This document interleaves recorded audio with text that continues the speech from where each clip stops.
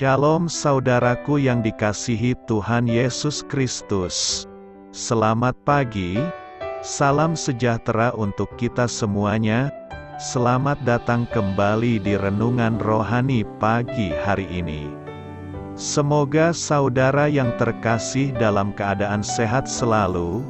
Kiranya damai dan sukacita Roh Kudus melimpah di dalam hati dan pikiran saudara saat ini.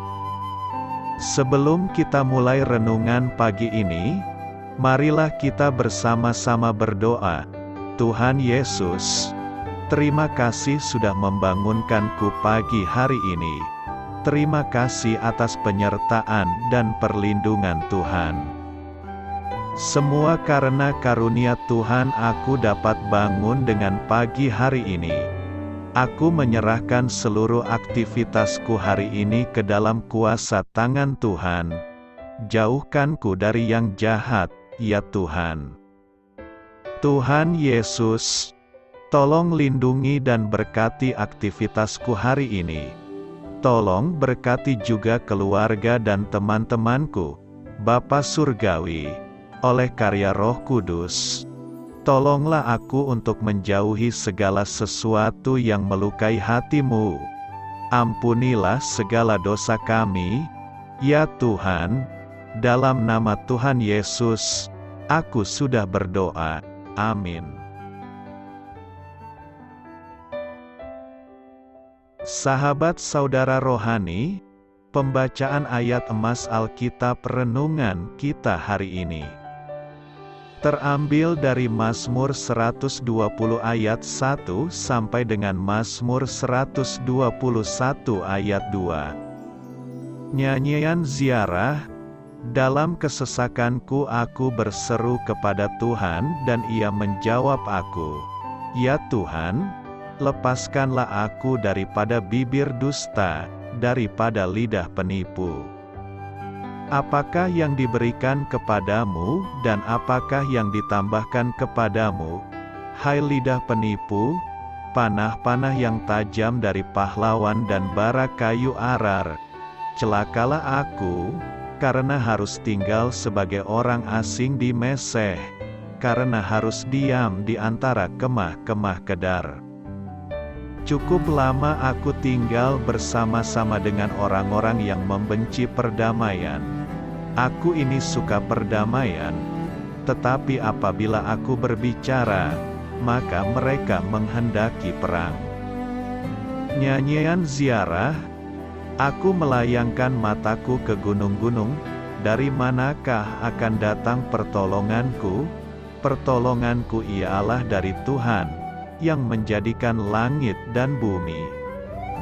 Mazmur 120 ayat 1 sampai dengan Mazmur 121 ayat 2. Inti dari ayat emas renungan kita adalah, ya Tuhan, lepaskanlah aku daripada bibir dusta, daripada lidah penipu. Mari kita mulai renungan pagi kita. Judul renungan kita hari ini adalah Awal yang Baru, ditulis oleh Monica Laros, kisah inspiratif.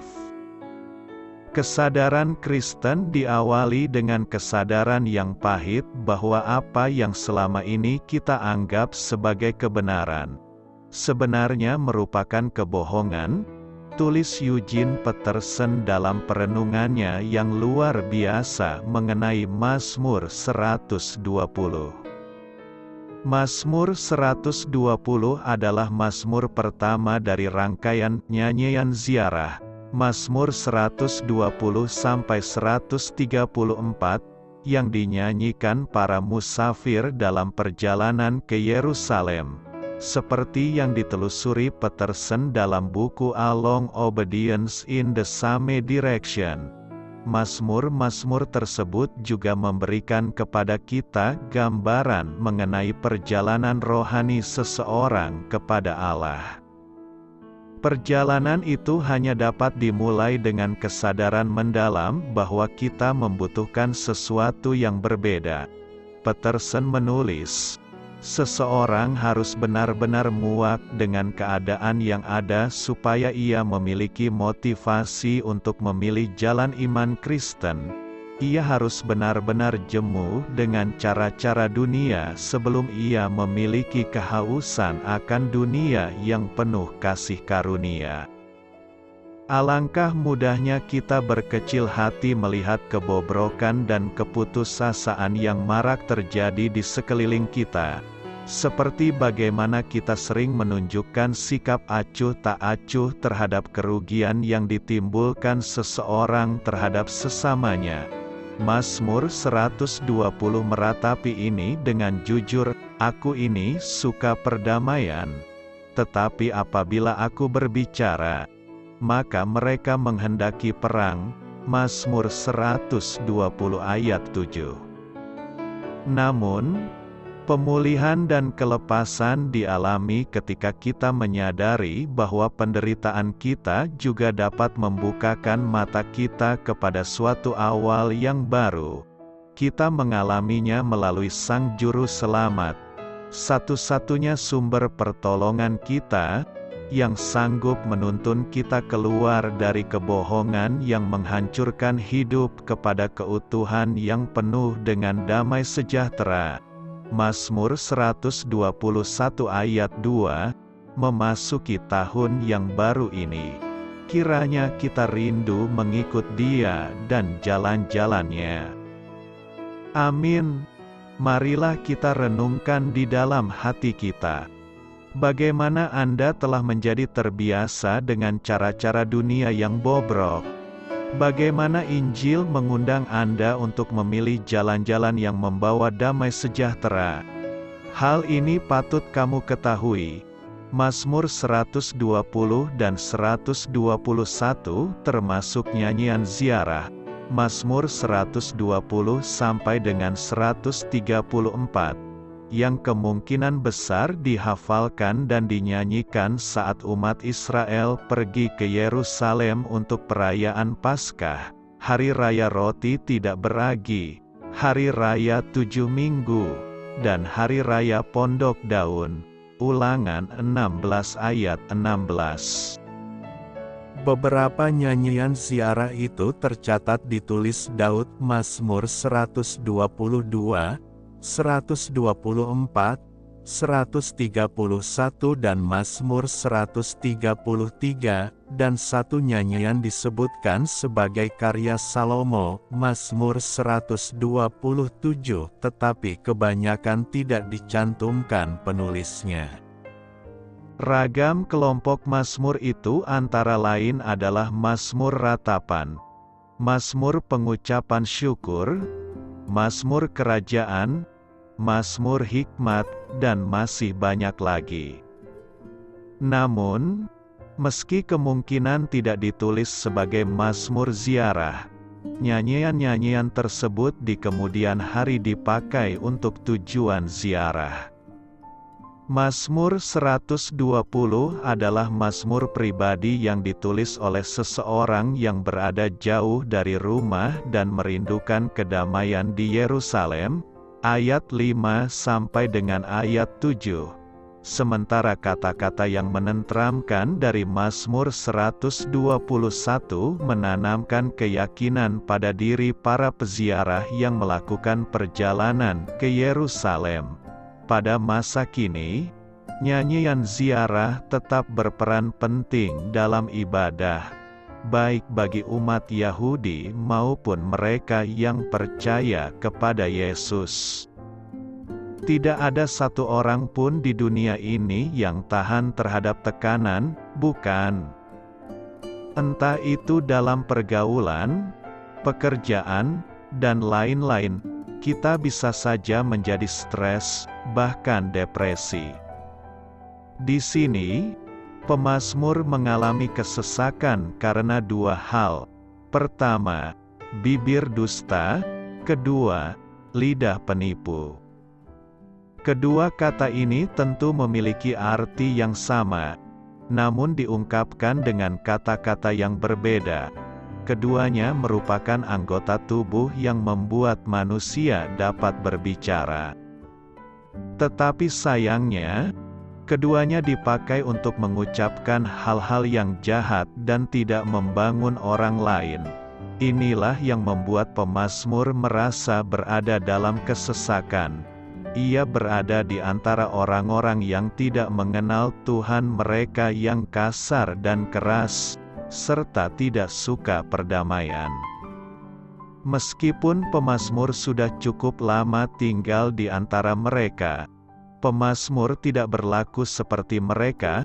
Oleh sebab itu, ia berdoa agar Tuhan melepaskannya dari antara mereka. Kesesakan yang dialami oleh pemazmur tidak membuatnya kehilangan jati diri, melainkan ia makin menunjukkan integritasnya di tengah orang-orang yang tidak mengenal Tuhan. Caranya ialah tetap menyerahkan hidupnya kepada Tuhan dan tetap cinta akan kehidupan yang penuh perdamaian. Saat ini, barangkali kita sedang berada di tengah lingkungan yang bukan hanya tidak memberi kenyamanan, tetapi juga menyesakkan. Mungkin itu lingkungan kerja atau pergaulan yang tidak sesuai dengan nilai dan ajaran-ajaran baik yang kita terima. Bahkan, bisa jadi lingkungan itu memaksa kita untuk berubah dan mengikuti gaya hidup yang ada di situ. Namun, belajar dari pemazmur, biarlah kesesakan dan ketidaknyamanan yang dihadapi justru membuat kita makin berintegritas dan menunjukkan nilai-nilai serta ajaran Kristus yang ada di dalam diri kita. Maka, bukan kita yang diubah, melainkan kitalah yang nantinya, dengan pertolongan Tuhan, mengubahkan mereka yang ada dalam lingkungan itu menjadi orang-orang berintegritas yang memuliakan Tuhan. Doa saya menyertai saudara sekalian. Selamat berkarya untuk Tuhan. Amin.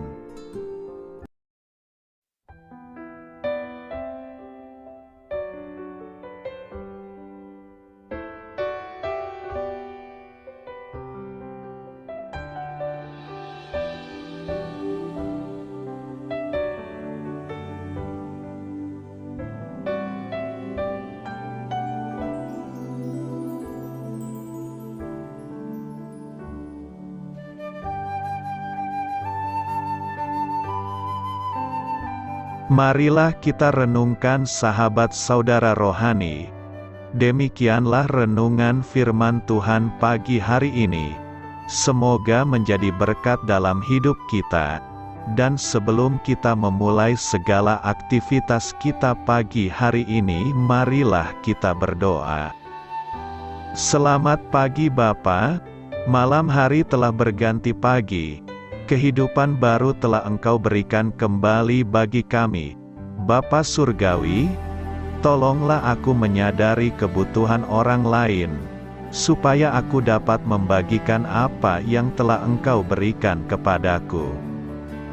Pada saat aku membutuhkan, berilah aku keyakinan bahwa Engkau akan mencukupkanku, melalui orang-orang yang mengasihi-Mu, bukan karena kami pantas atau layak, namun karena kasih karunia-Mu kami boleh ada, sebagaimana kami ada di pagi hari ini. Terima kasih Tuhan, atas kesempatan baru yang telah Tuhan berikan kepada kami, untuk bisa memperbaiki diri agar kami bisa lebih layak di hadapan-Mu. Hari ini kami serahkan semua perkara dan kesulitan yang akan kami lalui ke dalam tangan-Mu. Biarkanlah kami bisa memuliakan-Mu dalam segala aktivitas yang akan kami lakukan. Amin. Biarlah firman Tuhan menjadi pengingat untuk kita semua, bahwa tuntunan dari Roh Kudus akan selalu memberi jalan keluar bagi setiap permasalahan hidup kita, dan memberi kedamaian di hati kita. Sampai jumpa di renungan pagi saudara rohani berikutnya. Kiranya Tuhan selalu memberkati saudara semua hari ini. Amin. Shalom.